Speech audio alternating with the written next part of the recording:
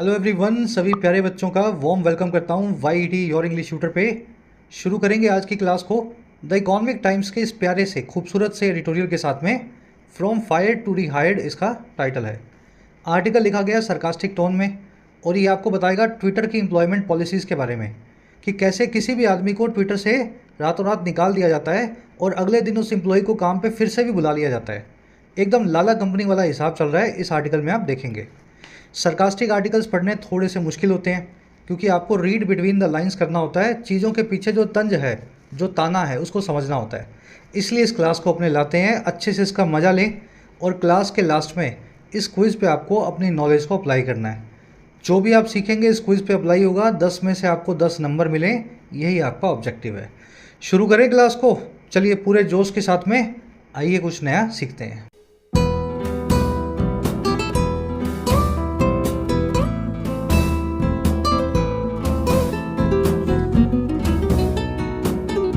Alright, from fired to rehired. देखिए, fire करना यानी किसी को नौकरी से निकालना, और हायर करना यानी किसी को नौकरी पे रखना, और रीहायर का मतलब क्या है? फिर से किसी को नौकरी पे रखना। आपने पहले निकाल दिया और फिर से उसको काम पे रख लिया। कह रहे जी नौकरी से निकाले जाने से, फ्रॉम, फिर से नौकरी पे रखे जाने तक, टू रीहायर्ड। कह रहा है जी ट्विटर ड्रामा अनफोल्ड्स। ट्विटर का जो ड्रामा है रोज़ रोज़ का, ये अनफोल्ड होता है। अब ये अनफोल्ड होना क्या होता है भाई? मान लीजिए आपके पास कोई पैंट है, कोई जीन्स है, कोई शर्ट है, उस पर कुछ दाग लग गया है। आप क्या करेंगे? उस दाग को छुपाने के लिए आप उसको फोल्ड कर देंगे, फोल्ड करके कहीं रख देंगे। अगर आपको धोनी नहीं है तो आपको डर है ना, घर वाले डांटेंगे, तो आप क्या करेंगे? उसको फोल्ड करके अलमारी में रख देंगे। लेकिन जब वो फिर से अनफोल्ड होगी, फिर से उसको खोला जाएगा, तो वो दाग सबके सामने आएगा। बस यहीं से इस ईडियम को या इस फ्रेज़ को याद रखें, किसी चीज़ का सबके सामने खुल करके आना, रिवील होना, डिस्क्लोज होना। तो ट्विटर में भी ड्रामा ऐसे ही अनफोल्ड हो रहा है, हैपन टेक प्लेस कर रहा है, रिवील हो रहा है सबके सामने। कभी लोगों को निकाला जाता है और अगले दिन उनको फिर से काम पे बुला लिया जाता है सॉरी बोल के। चलिए अब इस फायर नाम के वर्ड को देखना। देखिए, फायर को एक और वर्ड से बताया जाता है नौकरी से निकालने को, sack. If somebody is fired from the job, that person has been sacked from the job. और इसको एक फ्रेजल वर्ब से भी बताया जाता है, ले ऑफ। एकदम इसके तार बनाओ दिमाग में, चीज़ों को आपस में कनेक्ट करो, हर चीज़ एक दूसरे से जुड़ी होगी तभी समझ पाओगे आप, है ना। फायर करना, ले ऑफ करना, O double F, lay off करना, और सैक करना एक ही बात है। अब देखो, सैक से एक ईडियम बनती है अंग्रेजी में, to get the sack. Get the sack का मतलब होता है फायर हो जाना। ये ईडियम बनी कैसे है?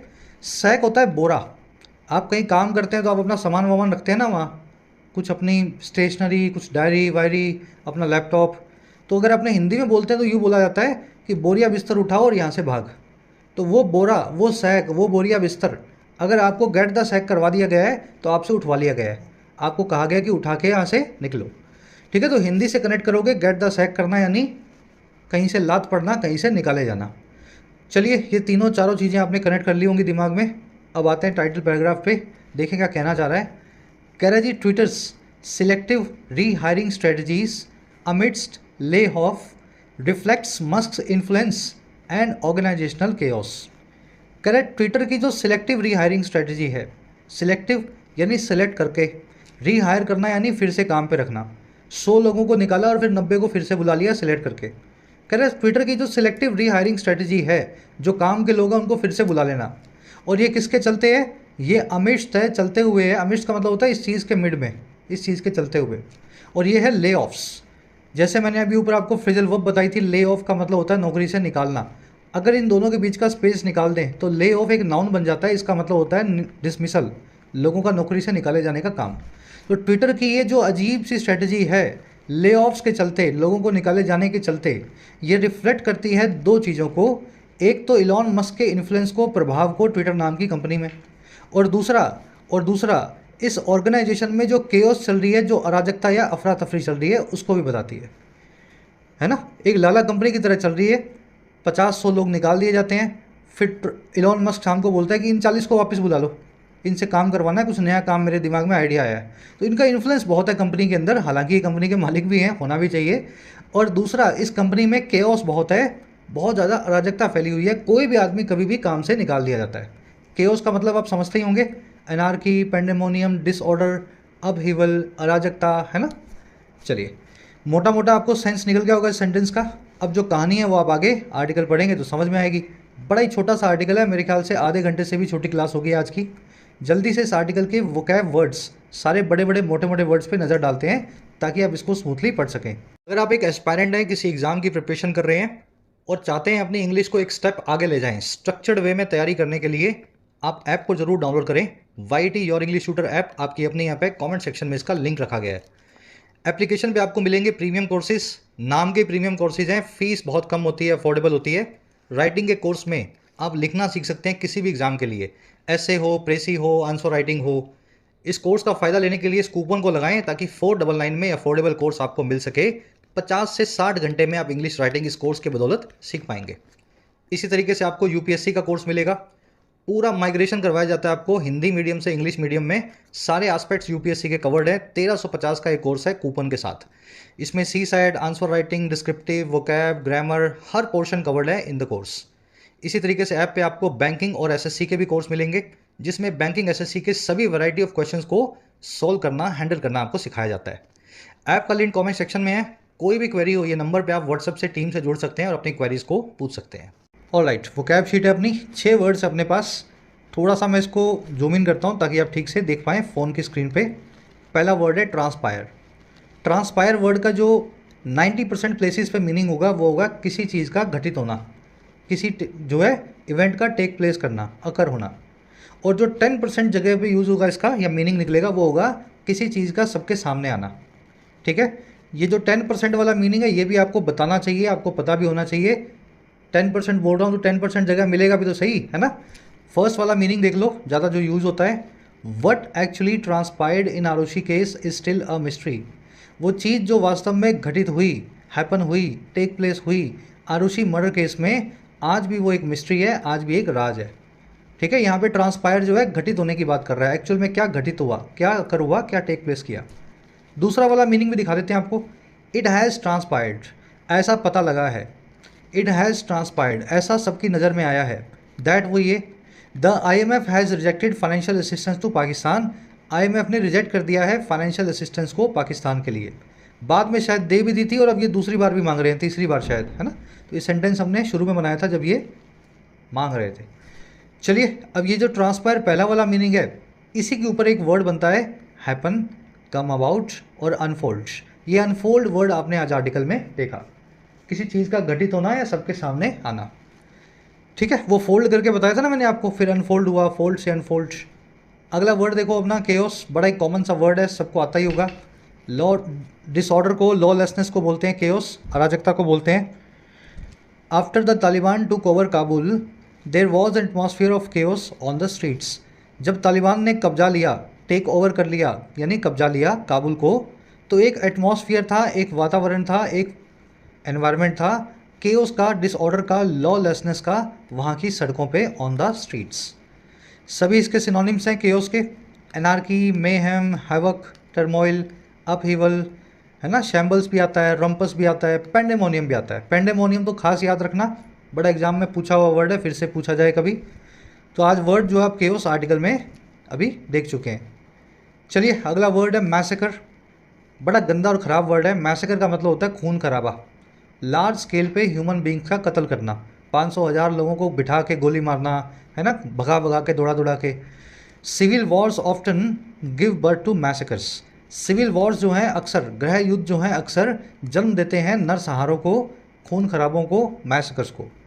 अब मैसेकर को यानी नरसंहार को, खून खराबे को कार्नेज भी बोलते हैं और ब्लड शेड भी बोलते हैं। ये वर्ड लिखा गया कार्नेज, बोला जाता है कार्निज, कार्निज। ठीक है, तो ब्लड शेड यानी खून खराबा, you will see this word in the article today. Blood shed देखोगे, शायद ब्लड बाथ देखोगे, दोनों में से एक वर्ड आप आर्टिकल में देखेंगे। ब्लड बाथ भी वही है, खून खराबा। जिनोसाइड, नरसंहार, एथनिक क्लींजिंग और पोग्राम भी बोलते हैं। पोग्राम एक एडवांस वर्ड है जो हिटलर ने किया था, है ना, जर्मनी में ज्यूज़ के साथ में, जो चाइना कर रहा है यूगर मुस्लिम्स के साथ में। तो ये सब पोग्राम की श्रेणी में आते हैं, इनको नरसंहार बोला जाता है। ये प्रोग्राम नहीं है, पोग्राम एक डिफरेंट वर्ड है। चलिए, अगला वर्ड है सरमाइज। देखिए, सरमाइज का मतलब होता है हिंदी में बोले तो कयास लगाना, थोड़ी इन्फॉर्मेशन है, थोड़ा आइडिया लगा दिया और अपनी एक जो है प्रिडिक्शन कर दी, ये होता है सरमाइज। जैसे कयास लगाए जा रहे हैं ना, 400 आएंगी कि 500 आएंगी, ऐसे ही कुछ कयास लग रहे हैं ना, 300 आएंगी, 250 आएंगी, तो ये कयास ही हैं, ये सीट्स के ऊपर लगाए जा रहे हैं पॉलिटिकल पार्टीज़ के। तो एक ऐसा इन्फ्रेंस जो इनकम्प्लीट एविडेंस पे आधारित हो। फुल एविडेंस मिल गई जिस दिन ईवीएम काउंट हो गई तब तो पता ही लग जाएगा, तो अभी इनकम्प्लीट एविडेंस है, एग्जिट पोल के हिसाब से बताया जा रहा है कयास। अब देखो, कयास लगाना एक वर्ब है, ये वर्ब फॉर्म में भी यूज़ होता है वर्ड सरमाइस, और कयास जो एक नाउन है ये नाउन फॉर्म में भी यूज़ होता है। Police surmised that their domestic help had stolen the money. Police ने ऐसा कयास लगाया, ऐसा इन्फ्रेंस निकाला कि उनका जो डोमेस्टिक हेल्प है, उनका जो घर का नौकर है, उसी ने पैसा चुराया था, हैड स्टोलन द मनी। अब देखो, कयास लगाने को स्पेक्यूलेट करना, नाउन फॉर्म में स्पेक्यूलेशन, कंजक्चर करना वर्ब फॉर्म में और नाउन फॉर्म में भी कंजक्चर, और गैम्बल करना इन वर्ड से भी बताते हैं। आज कंजक्चर नाम का एडवांस्ड वर्ड आप आर्टिकल में देखेंगे। जब मैं एडवांस्ड बोलूँ ना तो समझ लेना आप में से 90 को नहीं आता, ठीक है। जिस दिन एग्जाम में पूछा जाएगा 60 छोड़ के ही आएंगे। कंजक्चर, कयास, कयास लगाना या कयास। चलिए अगला वर्ड है मैलिएबल। देखिए मैलिएबल पता है कौन होते हैं? जो लोग या तो बचपन में होते हैं, छोटे होते हैं, या जो बहुत सीखना चाहते हैं और अपना खुला दिमाग रखते हैं। ऐसा आदमी जिसको आप इजीली इन्फ्लुएंस कर सकें या शेप कर सकें। जैसे आपने कभी सोना, गोल्ड जो है बड़ा मैलिएबल मेटल है, आप उसको अपने हाथ से तोड़ मरोड़ सकते हैं, आप उसको टेढ़ा कर दें, सीधा कर दें, शेप कर दें, जो मर्जी शेप में ला सकें। या कोई छोटा बच्चा है, आप उसको जैसा सिखाएं वो सीख जाएगा। उससे इंग्लिश बोलो घर में, वो अंग्रेज बन जाएगा। उसको मैथ्स बचपन से पढ़ाओ, वो मैथमेटिशियन बन जाएगा। समझ गए ना? तो कोई भी चीज़ जो ईजिली मैलिएबल हो, है ना, शेपेबल हो, इन्फ्लुएंस्ड हो, दैट इज कॉल्ड मैलिएबल। ये कोई चीज़ भी हो सकती है, कोई इंसान भी हो सकता है। The young are more malleable than the old. The young मतलब जवान लोग, युवा लोग, वो ज़्यादा ढलने लायक होते हैं, मैलिएबल होते हैं, बजाय द ओल्ड के, बूढ़े लोगों के। तो हिंदी में इसको बोल सकते हैं ढलने लायक। प्लाइएबल भी इसका सिनोनिम है, डक्टाइल भी इसका सिनोनिम है, शायद मैंने लिखा नहीं आज, चलो कभी किसी क्लास में फिर आएगा, यहाँ मैं ऐड कर दूंगा, ठीक है। ढलने लायक को बोलते हैं मैलिएबल, प्लाइएबल, डक्टाइल। चलिए लास्ट वर्ड है अपने पास, स्प्री, SPREE। स्प्री का मतलब होता है किसी एक्टिविटी को पागलपन की तरह करना। जैसे शॉपिंग स्प्री का मतलब है पागलों की तरह शॉपिंग करना। ड्रिंकिंग स्प्री का मतलब है पीते जाना, है ना, मिल गई कहीं से मुफ्त की और पीने लगे, ड्रिंकिंग स्प्री। रीडिंग स्प्री का मतलब है घंटों घंटों घंटों पढ़ते रहना, 10, 12, 15 घंटे बीत गए और आपको पता ही नहीं लगा। A wild activity without any breaks. She went on a shopping spree at the weekend. वो एक शॉपिंग स्प्री पे चली गई, घंटों घंटों की शॉपिंग करने चली गई वीकेंड पे। And spend far too much money, और उसने स्पेंड कर दिया बहुत सारे पैसे को, फार टू मच मनी को। बिंज करना, रैम्पेज करना, सभी स्प्री के सिनोनिम्स हैं। स्प्री एक नाउन है, इस वर्ड को आप आर्टिकल में देखेंगे। तो चलिए 5 वर्ड्स, 6 वर्ड्स हो गए आज तो इनफैक्ट। अब आते हैं आर्टिकल पे, एक समरी आपको दे किस बारे में लिखा हुआ है। देखिए समरी ये है कि इलॉन मस्क ने जब से ट्विटर को खरीदा है, ट्विटर बन चुकी है एक लाला कंपनी। लाला कंपनी समझते हो? किराने की दुकान।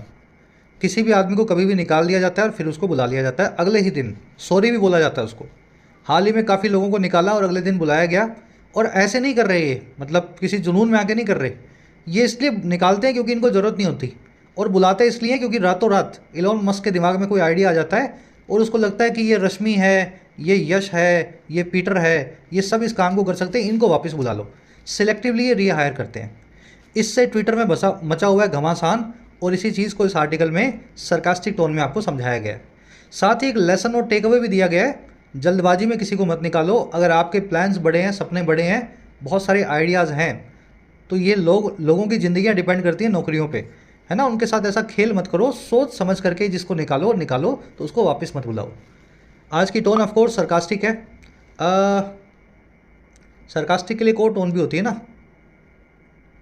चलो याद आएगी तब बताऊंगा, है ना। अब मैं ब्रेक नहीं करूंगा यहाँ पे, वीडियो को शुरू करते हैं आर्टिकल को। कह रहे जी love means never having to say your sorry.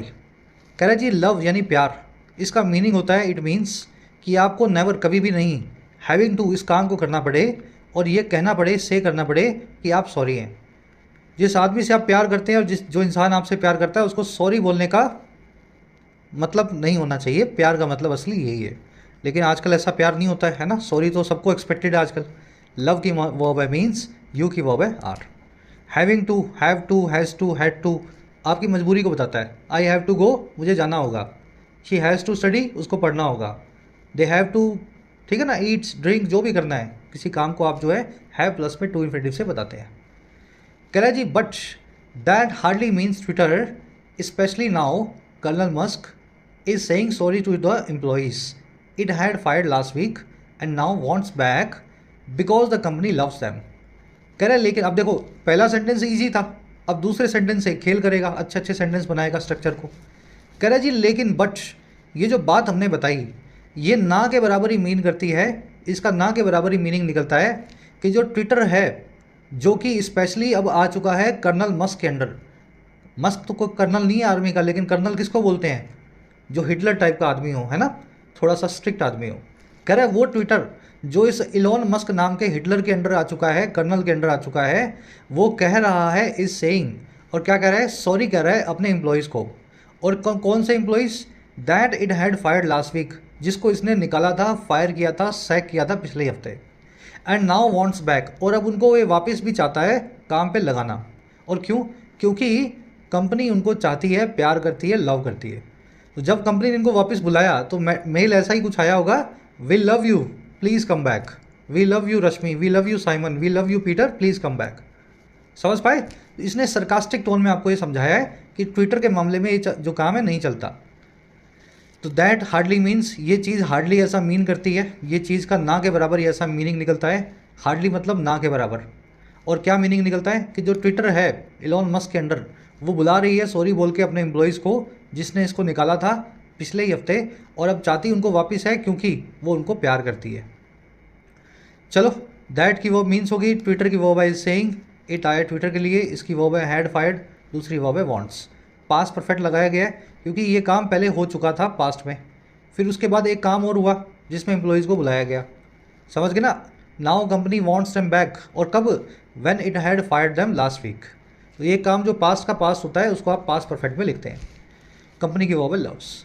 अब कुछ जो बच्चे टेक्निकल तरीके से इंग्लिश सीखे हैं मुझसे, वो सोच रहे होंगे सर यहाँ पे इज सेइंग आ रहा है, यहाँ वांट्स आ रहा है ना, और ये दोनों तो प्रेजेंट टेंस के हैं, तो यहाँ पे हैड फायर्ड लगाने की ज़रूरत क्या थी। देखो मीनिंग क्या निकल रहा है, पास्ट का पास्ट आपको दिख रहा है नहीं दिख रहा, कंपनी वांट्स देम बैक, पर ये काम तो हो चुका है ना, कंपनी इज सेइंग सॉरी, ये काम तो हो चुका है ना। समझ पा रहे हो मेरी बात को? प्रेजेंट टेंस में बताया जाता है किसी भी पास्ट की चीज़ को जब उसको आपको लाइव तरीके से समझाना हो। तो यहाँ पे प्रेजेंट टेंस का इस्तेमाल एक पास्ट के इवेंट के लिए किया गया है, इवेंट पास्ट का है, उससे भी पास्ट के इवेंट के लिए आपको पास्ट परफेक्ट लगाना होगा। अब जिन बच्चों की टेक्निकल स्किल्स उतनी अच्छी नहीं है, माइंड मत करना, जब सीख जाओगे तभी चीज़ें आपको समझ में आएंगी। ठीक है, सीखोगे कहाँ से, कंप्लीट ग्रामर की प्लेलिस्ट रखी हुई है चैनल पे, सब कुछ समझाया हुआ है, वहाँ से सीखोगे तभी कॉन्फिडेंस आएगा। और आगे बढ़ते हैं। कह रहा है जी at best Twitter's HR has gone the extra mile to say oops recalling dozens of 3,500 plus employees it laid off by mistake। कह रहा है जी एट बेस्ट, अगर सबसे अच्छे टर्म्स में देखें, अच्छे से अच्छे तरीके से भी इस मामले को देखें, तो ट्विटर का जो HR है, ह्यूमन रिसोर्स डिपार्टमेंट है। HR डिपार्टमेंट वो होता है जो लोगों को नौकरी पे रखता है और नौकरी से निकालता है, सैलरी वैलरी देखता है। तो ट्विटर का जो HR डिपार्टमेंट है, ह्यूमन रिसोर्स डिपार्टमेंट है, वो गोन कर चुका है extra mile. To go extra mile का मतलब होता है भरसक कोशिश करना, बहुत आगे तक बढ़ जाना किसी काम को करने के लिए। तो ट्विटर का HR जो है बहुत ज़्यादा मेहनत कर रहा है, मशक्क़त कर रहा है, ऐसा कहने के लिए, से करने के लिए कि ऊप्स हमसे गलती हो गई। ऊप्स वर्ड बताता है आपकी गलती को। हम रिकॉल कर रहे हैं दर्जनों 3500 प्लस एम्प्लॉयज़ को जिसको हमने ले ऑफ किया था गलती से, यानी बाई मिस्टेक। मतलब 3500 आदमी निकाल दिए, फिर बोला ऊप्स 2500 को वापस बुला रहे हैं, तो एक मजाक सा बनता है ना बाजार में। तो ये ऊप्स लगा करके अपनी मिस्टेक को आप ऐसा समझ लो एट बेस्ट जो है ये एडमिट कर रहे हैं। HR की वर्ब है has gone the extra mile. To go extra mile का मतलब होता है ज़रूरत से ज़्यादा भरसक मेहनत करना किसी काम को करने के लिए, पूरा करने के लिए। अब इसको आप जो to go above and beyond इस फ्रेज से भी बता सकते हैं। To go the extra mile बड़ा कॉमन है, ये थोड़ा सा टेक्निकल है और थोड़ा सा एकेडमिक है जो आपकी राइटिंग में आएगा। और तीसरा वाला तो आपको आना ही चाहिए, ये इनफैक्ट ईडियम है, फ्रेज नहीं है। To over at the egg the pudding. देखिए पुडिंग का मतलब हलवा, एग का मतलब है अंडा। अंग्रेज जब हलवा बनाते हैं तो उसके ऊपर अंडे की वर्क लगाते हैं, अपने चांदी का वर्क लगता है ना, वो एग का वर्क लगाते हैं ऊपर, टेस्ट को अच्छा करने के लिए। लेकिन अगर आप पुडिंग पे ओवर एग कर दोगे, आधा किलो हलवे पे 10 अंडों का वर्क लगा दोगे, तो उस हलवे में अंडे का स्वाद ज़्यादा आएगा, हलवे का स्वाद कम आएगा। तो ओवर एग द पुडिंग का मतलब यही होता है किसी चीज़ की डेकोरेशन ज़्यादा कर देना, ज़रूरत से ज़्यादा उस पर काम कर देना, 5 मिनट के काम को 5 घंटे लगा करके, मतलब उस काम का फिर मज़ा ही ना आए, इस तरीके से उस काम को कर देना, उस हलवे का मज़ा ही ना आए, उस तरह से उसमें एग डाल देना।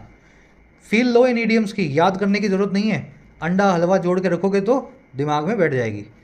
तो ये तीसरी वाली ईडियम याद रखना, थोड़ा सा अलग मीनिंग है, गो एक्स्ट्रा माइल से थोड़ा नेगेटिव मीनिंग रखती है ये, गलत तरीके से किसी काम को ज़्यादा करने को। चलिए और आगे बढ़ते हैं। ले ऑफ आपने देख लिया था, वही है नौकरी से निकालने को बोलते हैं। Karaji for these dozens of Twitter employees turned ex-Twitter employees turned Twitter employees again. Friday may have been a hashtag affair. Karaji इन सभी dozens of Twitter employees के लिए जो टर्न कर गए बदल गए एक्स ट्विटर एम्प्लॉयज़ में, जिनको नौकरी से निकाल दिया गया, और वो फिर से टर्न कर गए बदल गए ट्विटर एम्प्लॉयज़ में ही अगेन, फिर एक बार। कह रहे इन दर्जनों एम्प्लॉयज़ को जिनको पहले एम्प्लॉय थे निकाला गया और फिर से एम्प्लॉय बनाया गया, कह रहा उनके लिए फ्राइडे जो है मे हैव बिन रहा होगा, ज़रूर रहा होगा एक हैश टैग अफेयर। देखिए अफेयर का मतलब है मामला। हैश टैग क्या होता है, ट्विटर पे आप यूज़ करते हैं एक्स पे टैग्स को, ट्विटर पे एक्स पे आप ट्वीट डालते हैं, हैश टैग लगाते हैं ना, hash tag India, hash tag जो भी। तो एक इनके लिए बड़ा कंट्रोवर्शियल सा अफेयर हो गया, हैश टैग अफेयर हो गया। कह रहा है जी but the weekend must have been brutal, ये जो वीकेंड था ये बड़ा ही ब्रूटल इनके लिए रहा होगा, बड़ा ही निर्दयी, बड़ा ही कठोर या क्रूअल इनके लिए रहा होगा। फ्राइडे को उनकी नौकरी गई, वीकेंड पे बिना नौकरी के बेरोज़गार हो गए, खाना वाना खाया नहीं कुछ, परेशान रहे, और मंडे को इनको फिर से बुलाया। तो कह रहे जी ये 2 दिन बड़े इनके नर्क में निकले होंगे, जिनको निकाला था और फिर से काम पे रखा है। समझ गए बातों के मीनिंग के पीछे का मीनिंग पकड़ना, इसीलिए मैं आपको कह रहा था। चलिए फ्राइडे की वर्ब है मे हैव बिन, वीकेंड की वर्ब है must have bin, model plus है प्लस बिन आपको अच्छे से स्ट्रक्चर करवाई हुई है मॉडल वाले चैप्टर में। कुड हैव बिन मतलब ऐसा हुआ होगा, मस्ट हैव बिन मतलब ऐसा ज़रूर हुआ होगा, मे हैव बिन मतलब शायद ऐसा हुआ होगा। ठीक है, शायद से, ज़रूर से, कुड से, आप जो भी स्ट्रक्चर बनाना चाहें पास्ट के स्ट्रक्चर ऐसे बना सकते हैं। ब्रूटल यानी निर्दयी या क्रूअल बोलते हैं। हैशटैग इस वर्ड का कुछ ज़्यादा मीनिंग नहीं है, बस हैशटैग हम यूज़ करते हैं कंट्रोवर्सी के लिए, लाइमलाइट वाली चीज़ों के लिए। तो ये एक हैशटैग अफेयर था इनका, फ्राइडे से नौकरी से निकाला जाना।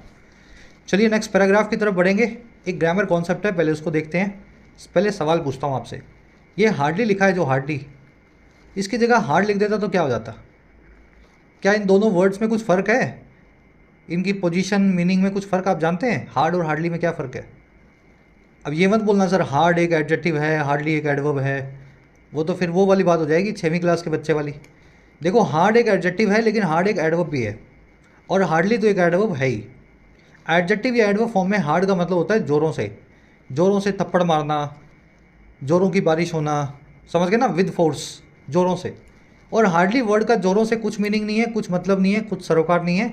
हार्डली का मतलब होता है ना के बराबर, या कभी भी नहीं, है ना, ऑलमोस्ट नेवर। जैसे मैं आपसे कभी भी बात ना करूं फ़ोन पे, आप मुझे बोल सकते हैं you hardly talk to me over the phone, मतलब कभी भी नहीं करते हो, साल में एक बार करते हो आप, तो हार्डली का आप मुझसे बात करते हो। तो ना के बराबर या बिल्कुल कम जो चीज़ होती है वो हार्डली से बताई जाती है, और जोरों से कोई काम होता है तो वो हार्ड से एडजेक्टिव या एडवर्ब फॉर्म में बताया जाता है। अब हमें यहाँ पे एडवर्ब्स को कंपेयर करना है, एडजेक्टिव फॉर्म की बात नहीं हो रही, क्योंकि हार्डली तो एडवर्ब ही है ना, हमें एडवर्ब से एडवर्ब भी कंपेयर करनी है, हार्ड और हार्डली। फ़र्क कैसे पता लगेगा? एक तो मीनिंग से, दूसरा हार्ड को यूज़ करेंगे मेन वर्ब के बाद, हार्डली को यूज़ करेंगे मेन वर्ब से पहले। एकदम प्यारी सी और शानदार सी ट्रिक है, मेन वर्ब से पहले हार्डली और मेन वर्ब के बाद hard. He worked hardly to achieve his goals and finally succeeded. उसने काम किया हार्डली यानी ना के बराबर, हार्डली किया ना के बराबर, अपने गोल्स को अचीव करने के लिए, और फाइनली वो सक्सीड कर गया, सक्सेसफुल हो गया। क्या ये सेंटेंस सही है? देखो 2 वजह से गलत है। सक्सेसफुल हुआ तो जोरों से काम किया होगा ना, या ना के बराबर काम किया होगा? चलो मान लेता हूँ ना के बराबर किया होगा, बड़ा अच्छे इसका लक होगा, इसको सक्सेस मिल गई। क्या फिर भी ये हार्डली की पोजीशन सही लग रही है आपको? हार्डली तो बिफोर द मेन वर्ब आता है। अगर ना के बराबर भी काम किया तो आपको लिखना चाहिए he hardly worked to achieve his goals and finally succeeded. लेकिन फाइनली सक्सीडेड अपने आप में एक ऐसा फ्रेज है जो आपकी मेहनत के बारे में बता रहा है।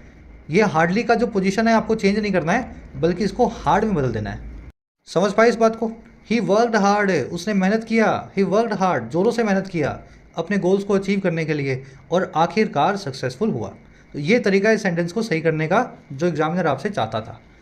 आप जिद में आ जाएं तो आप ये भी कह सकते हैं ही हार्डली वर्कड, फिर हार्डली पहले आ जाएगा वर्क से, पोजीशन भी चेंज करोगे इस वर्ड की। पर मीनिंग कुछ ज़्यादा निकलेगा नहीं। फाइनली सक्सीडेड जिसके साथ मैच नहीं होगा, है ना। He hardly work to achieve in goals and finally succeeded. Meaning तो आप निकाल नहीं पाओगे इसका, लेकिन फिर भी बनाना चाहो तो ये सेंटेंस ग्रामेटिकली ऐसे भी बन सकता था। पर हमें मीनिंगफुल भी बनाना होता है सेंटेंस को, तो हम वर्कड हार्ड लिखेंगे। They knew each other hard but quickly became close friends. वो एक दूसरे को ना के बराबर जानते थे लेकिन बहुत जल्दी क्लोज फ्रेंड बन गए। ना के बराबर जानते थे, जोरों से नहीं जानते थे। जोरों से जानते थे तो फिर दोस्त ही थे ना वो, फिर क्लोज फ्रेंड कैसे बनेंगे। मैं आपको बड़े अच्छे से जानता हूँ, हालांकि जोरों से जानने ऐसा कोई फ्रेज अंग्रेजी में नहीं है, हिंदी में भी नहीं है, फिर भी आप समझना चाहो तो ऐसे समझ सकते हो। अगर बड़े अच्छे से जानते थे तो फिर दोस्त बनने की ज़रूरत नहीं थी, नौबत नहीं आती थी। तो कहने का मतलब ये है, वो ना के बराबर एक दूसरे को जानते थे, वर्ड यूज़ होगा हार्डली। लेकिन दिक्कत ये है कि इसकी पोजीशन भी चेंज होगी, पोजीशन भी चेंज होगी ना, मेन वर्ब से पहले आएगा। They hardly knew each other but quickly became friends. मेरे ख्याल से ये दो सेंटेंस बना करके आप में कॉन्फिडेंस आ गया होगा इन दोनों वर्ड से खेलने का। अब मैं आपको दूंगा एक सरप्राइज़, ठीक है। हर रूल का एक्सेप्शन भी होता है ना, रूल बनाए जाते हैं ताकि ब्रेक किया जाए। एक सेंटेंस और देखो, फिर दिखाएंगे सरप्राइज़ आपको। They hardly pushed against the door but it wouldn't budge. उन्होंने जोर से पुश किया डोर के खिलाफ, अगेंस्ट द डोर मतलब दरवाजे पे पुश करना, जोरों से दरवाजे पे जोर मारा लेकिन ये बज नहीं किया, हिला भी नहीं। बज करना मतलब अपनी जगह से टस से मस भी ना होना, दरवाज़ा टस से मस भी नहीं हुआ। तो बट लग गया, टस से मस नहीं हुआ, मतलब जोरों से उन्होंने जोर लगाया होगा। हार्डली की जगह आप लिखेंगे हार्ड, और वर्ब की पोजीशन होगी आफ्टर द, इस एडवर्ब की पोजीशन होगी आफ्टर द मेन वर्ब, ठीक है। They pushed hard against the door but it wouldn't budge. चलो, it is hard to imagine life without modern technology. बड़ा मुश्किल है, हार्ड है, बड़ा ही। देखो, हार्ड वर्ड का एक मीनिंग ये भी होता है डिफ़िकल्ट, लिख देता हूँ यहाँ। हार्ड क्वेश्चन, हार्ड जो भी कोई चीज़ डिफ़िकल्ट होती है उसको भी हार्ड बोलते हैं, ठीक है। बड़ा मुश्किल है इमेजिन करना ज़िंदगी को बिना मॉडर्न टेक्नोलॉजी के, बिना वाईफाई, इंटरनेट और स्मार्टफोन के। इज़ के बाद में हार्ड आ रहा है, मेन वर्ब के बाद में हार्ड आ रहा है, सेंटेंस बिल्कुल सही है। लेकिन ये सेंटेंस देखो, the task was hardly challenging for someone with his level of expertise. ये टास्क ना के बराबर ही चैलेंजिंग था, चुनौतीपूर्ण था किसी ऐसे आदमी के लिए जिसके पास इस लेवल का एक्सपर्टीज़ हो या उसके लेवल की कुशलता हो। भाई इतना कुशल आदमी है, इसके जैसे आदमी के लिए टास्क कुछ भी नहीं है। It was hardly challenging. देखो, वॉज मेन वर्ब है, हार्डली इसके बाद आ रहा है और मीनिंग वही दे रहा है, ना के बराबर चैलेंजिंग वाला। मैंने आपको बताया था हार्डली आता है मेन वर्ब से पहले। तो सरप्राइज़ ये है कि जब लिंक वर्ब आ जाए सेंटेंस में, इज़, वॉज, एम, आर, है ना, मेन वर्ब ना हो, यही मेन वर्ब का काम कर रही हो लिंक वर्ब ही, उस केस में याद रखें हार्डली और हार्ड दोनों लिंक वर्ब के बाद आते हैं। फिर बोल देता हूँ, सेंटेंस में एक्शन वर्ब आए, ठीक है, मेन वर्ब बन के, तब हार्ड हार्डली की पोजीशन फिक्स्ड है, हार्ड बाद में, हार्डली पहले। लेकिन अगर लिंक वर्ब आ जाए, इज़, एम, आर, वॉज, वर आ जाए, इज़, एम, आर, वॉज, वर आ जाए और दूसरी कोई वर्ब ना आए, ये लिंक वर्ब ही मेन वर्ब हो, तो लिंक वर्ब के बाद ही दोनों को रखा जाता है अपने अपने मीनिंग के साथ। इट इज़ हार्ड, ये बड़ा मुश्किल है। The task was hardly challenging, task ना के बराबर ही जो है चैलेंजिंग था। चैलेंजिंग यहाँ पे एक एडजेक्टिव है, वर्ब नहीं है, ठीक है। इसको आप डिफ़िकल्ट भी बोल सकते हैं, हार्डली डिफ़िकल्ट। चलिए, कॉन्सेप्ट सीख लिया। अब जल्दी से क्या करेगा बच्चा, हर बच्चा इस सेंटेंस को सॉल्व करेगा। The new policy changes were hard noticeable to most employees. क्या करूँगा इसको मैं, हार्ड रखूँ या हार्डली बनाऊँ, पोजीशन को चेंज करूँ या पोजीशन को वही रखूँ। कमेंट्स में डालना, गलत होगा तो कमेंट में आंसर करके बताऊंगा, सही होगा तो आपको एक दिल का साइन दे देंगे, हार्ट का, ताकि आपको पता लगे आपके आंसर का।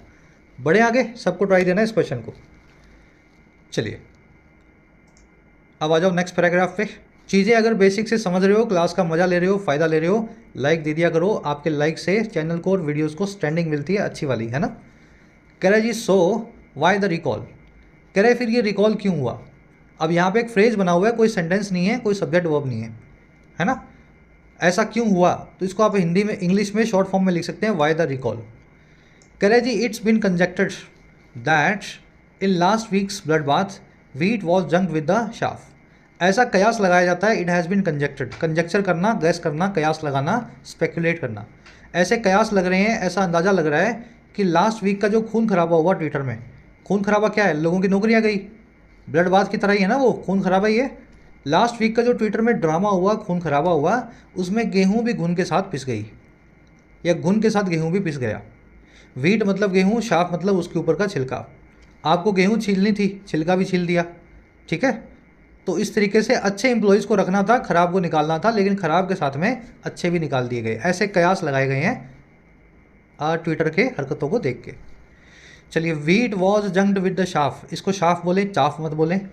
इसके लिए 3 फ्रेजेस बनते हैं या ईडियम्स बनती है अंग्रेजी में। Throw the baby with the bath water, burn the ship down along with the stowage. Meaning बता देता हूँ, याद रह जाएंगी, रटना नहीं पड़ेगा। देखिए, बाथ वाटर मतलब नहाने का पानी। आपने एक जकूजी में, एक टब में नहाए, उसके बाद क्या हुआ, नहाने के बाद आपने पानी को फेंक दिया। क्या करोगे, पानी को फेंकोगे ही ना। अगर बच्चे को आपने उस बाथ वाटर में नहलाया और बच्चे को भी पानी के साथ फेंक दिया, तो आपने क्या किया, आपने मूर्खतापूर्ण काम किया। ख़राब चीज़ के साथ में सही चीज़ को भी फेंक दिया। अरे जिस बच्चे को नहलाया था बड़े साबुन लगा करके प्यार से, अब पानी फेंकने की बारी आई तो बच्चे को थोड़ा ना फेंक दोगे पानी के साथ, पानी को फेंकोगे ना। वैसे ही वीट को अगर आपको आटा बनाना है तो शाफ का नहीं बनाओगे, ठीक है ना। तो ऐसे इन दोनों इडियम्स को आप कनेक्ट करें। वैसे ही तीसरा, burn the ship down along with the stowage. Stowaway वो आदमी होता है, वो इंसान होता है जो किसी शिप में छुप के जाता है, ठीक है ना, मुफ्त की सवारी करके। आप स्टोवे को पकड़ते हैं, जेल में डालते हैं, सज़ा देते हैं, लेकिन आप क्या करें, स्टोवे को पकड़ ना पाएँ तो आप पूरे शिप को जला दें। समझ गए, गेहूँ के साथ घुन पिस गया। अरे स्टोवे को पकड़ना था, बर्न करना था, तो उसको बर्न करते, पूरे जहाज़ को क्यों जला दिया। शिप तो काम की चीज़ है ना। तो discard the good with the bad, ये मीनिंग रखती हैं ये तीनों की तीनों ईडियम। बच्चे को पानी के साथ फेंक देना, गेहूं के साथ में शाफ को भून देना, और स्टोवे को पकड़ने के चक्कर में पूरा जहाज जला देना। बढ़े आगे, कह रहे जी, Musk Twitter needs some of the hastefully expelled professionals to carry out the new masters master plan. कह रहे जी, ऐसा इसलिए हुआ है, कयास तो लगे हैं कि इनको निकाला क्यों गया था। मस्क का जो ट्विटर है उसको ज़रूरत है इनमें से कुछ एक हेस्टफुली एक्सपेल्ड प्रोफेशनल्स में से, ऐसे प्रोफेशनल जिनको एक्सपेल किया गया, रिमूव किया गया, सैक या फायर किया गया हेस्टफुली यानी जल्दबाजी में। कह रहे जल्दबाजी में निकाले गए लोगों में से कुछ एक को ट्विटर को है ज़रूरत, ताकि वो कैरी आउट कर सकें नए मास्टर ट्रंप के मास्टर प्लान को। तो ट्रंप जो है अपने प्लान्स के लिए मशहूर है, इनको रात को सोते सोते प्लान आता है दिमाग में। सच बता रहा हूँ मैं, इनके इंटरव्यूज़ आप देखना, और मैं मजाक भी नहीं कर रहा हूँ, इट्स अ ब्रिलियंट मूव अगर किसी आदमी का दिमाग इस तरीके से चलता हो तो ऐसा ये he is taking a dig at the Trump, कि ये ट्रंप क्यों बोल रहा हूँ मैं, इलॉन मस्क की बात हो रही है ना। तो इलॉन मस्क जो है, उनका कोई मास्टर प्लान नया आया होगा रातों रात वीकेंड पे, और उनको लगा कि फिर से इन आदमियों की ज़रूरत है, इसलिए इनको बुलाया गया। हेस्टफुली यानी जल्दबाजी में, एक्सपेल करना, निकाल देना। कह रहे those who didn't get the sack during Friday shock and have reportedly been working slave hours to finish newly imposed deadlines and keep their jobs. कह रहे और वो लोग जिनको सैक नहीं मिला, गेट द सैक यानी बोरिया बिस्तर उठा लेना, जिनका बोरिया बिस्तर नहीं उठा फ्राइडे के शॉक के दौरान, फ्राइडे के झटके के दौरान जिसमें नौकरियां गई थी। कह रहे जी वो भी लोग जो है ना, रिपोर्टेडली, कहे कथित तौर पे, ऐसा बताए जाने वाले तौर पे काम कर रहे हैं स्लेव्स की तरह, स्लेव आवर्स, गुलामों की तरह, ताकि वो फिनिश कर सकें नई नई जो डेडलाइंस उन पे लास्ट डेट जो है इम्पोज की गई हैं उनको, और अपनी जॉब्स को कीप कर सकें, अपनी नौकरी को बचा सकें। तो जिनको नहीं निकाला वो भी स्लेव्स की तरह रातों रात 15-15 घंटे काम कर रहे हैं, ताकि वक्त पे काम पूरा करें जो डेडलाइन उन पे लगी हुई है, और अपनी जॉब को बचाएं। दोज की वर्ब है have been working, present perfect continuous tense लगाए, काम करते आ रहे हैं। वर्क स्लेव आवर्स का मतलब होता है, स्लेव यानी गुलाम, आवर्स मतलब घंटे, गुलामी के घंटे। भाई 8 घंटे का काम तो सारी दुनिया करती है, 16 घंटे कर रहे हो तो गुलामी कर रहे हो, ठीक है, स्लेव आवर्स। हु आया दोज के लिए, दो हु की वर्ब है didn't get the sack. To get the sack यानी नौकरी से लात खाना, कहीं से निकाला जाना। स्लेव आवर्स मैंने आपको बताया। अब देखो, आर से 5 इडियम और बनती हैं, फ्रेजेस और बनते हैं, फटाफट इनको भी देख लो। 11th आवर, देखिए 12 घंटे के बाद घड़ी का एक राउंड पूरा हो जाता है। 12 घंटे मतलब एक, ठीक है ना, एक लैप, एक राउंड उसने पूरा किया। या आप यूँ भी कह सकते हैं दिन बदल गया, अगला दिन शुरू हो गया। अब अगला दिन शुरू होने से पहले या इस दिन के ख़त्म होने से पहले 11 बजे आप रात में जगें और किसी काम को करें, तो आप क्या कर रहे हैं, 11th आवर पे उस काम को कर रहे हैं एट द लास्ट मोमेंट, ठीक है। The police came at the 11th hour, police जो है आखिरी मोमेंट पे पहुंची, सब कुछ हो गया था उसके बाद पुलिस पहुंची, ठीक है। तो ऐसे इसको याद रखेंगे। आवर ऑफ रेकनिंग, रेकनिंग मतलब हिसाब, आर मतलब घंटा, इसको हिंदी में बोलते हैं हिसाब की घड़ी, ठीक है। जब आपको कोर्ट में, खुदा के सामने, भगवान के सामने हिसाब देना होता है ना अपने कर्मों का, अपने एक्शंस का, that is called hour of reckoning. Islam में और क्रिश्चियनिटी में इसको डूम्सडे भी बोलते हैं, डी डे या आर्मेगेडॉन भी बोलते हैं, ठीक है। जो लोग इस्लाम फेथ को या क्रिश्चियनिटी को फॉलो करते हैं, डी डे से आप इसको कनेक्ट कर सकते हैं आवर ऑफ रेकनिंग को। चलिए, रश आवर कौन सा आवर होता है भाई, जब बहुत रश हो, हर आदमी भाग रहा हो, सुबह 9 बजे का 10 बजे का टाइम, शाम को 6 बजे का 7 बजे का टाइम, 5 बजे का टाइम, ठीक है। बहुत अफरा तफरी वाला काम, जो वक्त जिसमें हर आदमी जल्दबाजी में हो। लिखने की ज़रूरत नहीं है, वैसे ही समझ गए। डार्केस्ट स्टार, देखिए डार्केस्ट स्टार वो आ रहा है जो सबसे डार्क है। आप बोलोगे क्या मीनिंग हुआ है? किसी भी चीज़ का सबसे लोवेस्ट पॉइंट जो होता है, सबसे ख़राब वक्त जो होता है ना, उसको बोलते हैं darkest star, the worst time, ठीक है। वहाँ से चीज़ें इंप्रूव होना शुरू होती हैं, जिस पॉइंट से इंप्रूव होना शुरू होती हैं, लोवेस्ट पॉइंट से, उस पॉइंट को बोलते हैं डार्केस्ट स्टार। चलिए 5 ईडियम्स 5 फ्रेजेस आर से बनते हैं, याद रखना। आज से क्विज में मैंने आपसे पूछे हैं। कह रहा है जी, Twitter's come back summons touted out to folks they on second thoughts found of value provides an important lesson to HRs. बड़ा टेढ़ा सेंटेंस है ये। कह रहा है कि ट्विटर का जो कम बैक साइमन का ट्वाइट आउट है। अब देखो, आपने सुना होगा शाउट आउट। शाउट आउट यानी किसी को ज़ोर से बुलाना आवाज़ दे करके, है ना, किसी दोस्त को, किसी रिश्तेदार को जो आपको कहीं दिख गया। तो शाउट आउट से बनाया इन्होंने टवाउट आउट। टवाउट आउट बनाया क्योंकि ट्विटर में ट्वीट होती हैं, शाउट तो आप कर नहीं सकते, तो शाउट आउट को इन्होंने ट्वीट से जोड़ के बना दिया टवाउट आउट। कह रहे ट्विटर का जो ट्वीट है उन फोक्स के लिए, उन लोगों के लिए, फोक मतलब आपके जानने वाले लोग, आपके दोस्त, आपके एम्प्लॉइज़। और कह रहा है वो लोग जिनको दे सेकंड थॉट्स पे पुनर्विचार करते हुए, रिव्यू करते हुए, सेकंड थॉट पे ट्विटर ने फाउंड किया ऑफ वैल्यू। ट्विटर ने पाया कि ये वैल्यूबल लोग हैं, they Twitter found them of value. कह रहा है ये टवाउट आउट जो है ना, ये प्रोवाइड करता है एक इंपॉर्टेंट लेसन, एक बड़ा इंपॉर्टेंट सबक। और किसको? एचआरस को, ह्यूमन रिसोर्स डिपार्टमेंट के लोगों को, किसी भी कंपनी में। और कौन सी कंपनी में? In far less valuable and malleable companies. ऐसी कंपनी में जो ट्विटर से बहुत कम वैल्यूबल हैं और बहुत कम मेलेबल हैं। वैल्यूबल यानी कीमती, मेलेबल यानी ढलने लायक। ट्विटर कर सकता है ये काम, आप नहीं कर सकते हो। 5,000 लोगों को निकालोगे और फिर 500 को बुलाओगे तो दंगा हो जाएगा ऑफिस के बाहर। बट ट्विटर बहुत वैल्यूबल कंपनी है और बहुत ही ढलने वाली कंपनी भी है ना, वक्त के हिसाब से चेंज भी होती है। तो जो कम हैं ट्विटर से कंपनियां, उनके लिए बड़ा अच्छा लेसन इस पूरे डेवलपमेंट से निकला। और क्या है डेवलपमेंट, क्या लेसन है? When you go on a restructuring spree do consider individual talent and lack thereof. जब आप एक रीस्ट्रक्चरिंग स्प्री पे जाएं, स्प्री का मतलब होता है झड़ी, किसी काम को लगातार करते रहना, शॉपिंग स्प्री, ड्रिंकिंग स्प्री। रीस्ट्रक्चरिंग स्प्री का मतलब है कंपनी को रीस्ट्रक्चर करना, 5,000 की जगह 2,000 आदमी रखना, फिर 3,000 कर देना, स्ट्रक्चर आप चेंज कर रहे हो। तो जब भी एचआर जो है रीस्ट्रक्चरिंग को वाइल्ड तरीके से करे, बड़े बड़े स्केल पे करे, स्प्री के तरीके से करे, तो उसको कंसीडर करना चाहिए इंडिविजुअल टैलेंट को और कमियों को, लैक को, जो उससे जुड़ी हुई हैं, किस आदमी में क्या गुण है और क्या कमी है। और बजाय किसके? Rather than just head counts, बजाय सिर्फ हेड काउंट्स के, नंबर ऑफ एम्प्लॉयज़ के। हेड काउंट क्या होती है? किसी ऑर्गेनाइजेशन में काम करने वाले लोगों की संख्या, कितने हेड यहाँ पे काम करते हैं, कितने सर हैं। जब सर हैं तो उतने ही आदमी है ना, हेड है, तो हेड काउंट्स को स्टाफ भी बोल सकते हैं। सेंटेंस थोड़ा टेढ़ा है लेकिन एक बार रिपीट कर देता हूँ, लंबा भी है। ट्विटर का कि कम बैक साइमन, साइमन फिर से नौकरी पे आ जा सोमवार से। ये जो ट्वीट था उन लोगों को फोक्स को, जिसको ट्विटर ने पुनर्विचार करते हुए, सेकंड थॉट पे रिव्यू करते हुए वैल्यू वाला पाया, इन लोगों को कीमती पाया कि गलत निकाल दिया। तो ये ट्वाइट आउट हमें प्रोवाइड करता है एक बड़ा ज़रूरी सबक एचआर लोगों के लिए, ऐसी कंपनियों में जो ट्विटर से कम वैल्यूबल हैं और कम ढलने लायक है, मेलेबल है। और सबक ये है, कॉलम लगा के बता रहे हैं, जब बड़े स्केल पे रीस्ट्रक्चरिंग करो, जब बड़े स्केल पे लोगों को निकालो या जोड़ो अपनी कंपनी में, तो कंसीडर करो एक एक आदमी का इंडिविजुअल टैलेंट और उसकी कमियाँ। लैक यानी कमियाँ, ठीक है।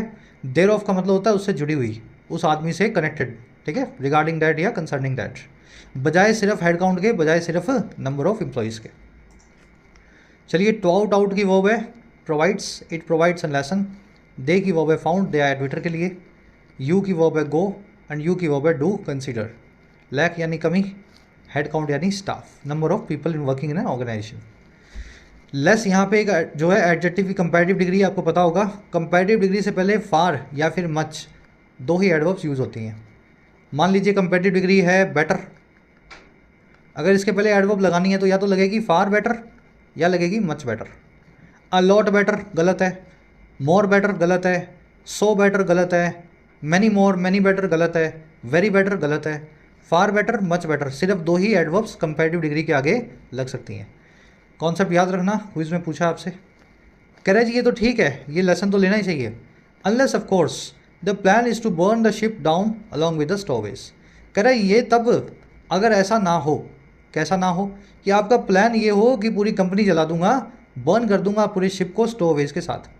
4 आदमी जो काम नहीं करते हैं उनके साथ में 4000 को और निकाल दूंगा। अगर ये प्लान आपका नहीं है तो फिर ये लेसन आपके काम का है। अनलेस का मतलब होता है अगर ऐसा ना हो। पता है ना फ्रेज आपको। अनटिल का मतलब क्या होता है, जब तक ऐसा ना हो। लेस्ट का मतलब क्या होता है, कहीं ऐसा ना हो। तीनों के बाद में नॉट का इस्तेमाल नहीं करना क्योंकि इनमें ना ऑलरेडी लगा हुआ है। तो प्लान इज़ नॉट ऐसा नहीं लिखा मैंने, प्लान इज़ लिखा है, ना ऑलरेडी इसमें लगा हुआ है। अनलेस, अनटिल और लेस्ट के बाद में नॉट का इस्तेमाल ना किया जाए।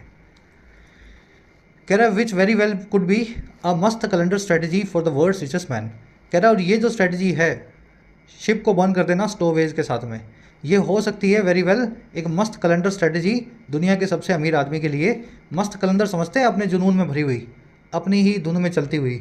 तो ऐसे ही है लोन मस्त। तो 4000 के साथ में 4 के लिए 4000 भी निकाल दिए है ना, फिर बाद में बुला लिए। तो इस तरह की मस्त calendar strategy world richest man जो है वही अफोर्ड कर सकता है, नॉट एवरीबॉडी। विच की वर्ब है कुड बी। चलिए आर्टिकल थोड़ा सा आपको लगा होगा कॉम्प्लेक्स पढ़ने में, लेकिन यही इसका ऑब्जेक्टिव था, कॉम्प्लेक्स चीज़ों को कैसे प्रोसेस किया जाए। क्विज पे आते हैं अपने फटाफट से। सरकास्टिक को सटैरिकल बोलते हैं। सटैरिकल टोन जो मैं आपको शुरू में बता रहा था ना, वर्ड में भूलता जा रहा था, सटैरिकल। पैराडॉक्सिकल भी बोल सकते हैं।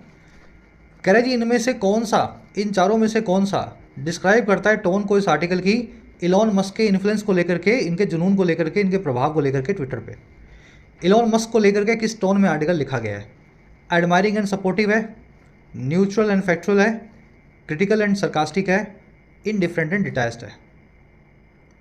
देखो एडमायर और सपोर्ट बिल्कुल नहीं कर रहा है इलॉन मस्क को, गलत ही बता रहा है। न्यूट्रल भी बिल्कुल नहीं है। न्यूट्रल में क्या होता है, वो अपनी बात को रखते हैं और कोई सब्जेक्टिव ओपिनियन नहीं रखते हैं। इनडिफरेंट का मतलब होता है कुछ फ़र्क ही नहीं पड़ता, हो रहा है तो हो गया, हमें क्या लेना। ये भी नहीं आंसर।